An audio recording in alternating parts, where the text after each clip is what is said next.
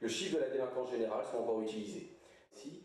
On explique maintenant... Comme depuis de nombreuses années, un bilan qui est contrasté avec des choses positives et des choses négatives. Alors dans les choses négatives, on a effectivement la poursuite de la hausse des cambriolages, une hausse importante en zone police, mais une hausse beaucoup moins importante que les autres années en zone gendarmerie, donc à l'alentissement de la hausse en zone gendarmerie des cambriolages. Une hausse également des vols à la tire.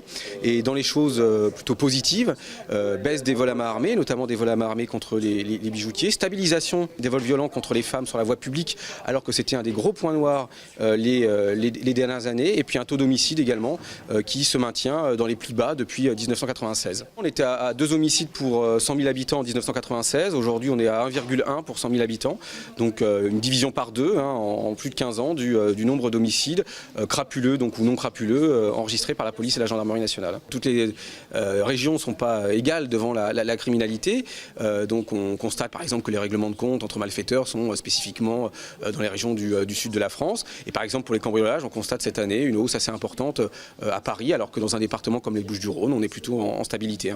C'est vrai que c'est une infraction sur laquelle on sait très peu. C'est toujours déjà en 15 jours, c'est impossible. Et puis après.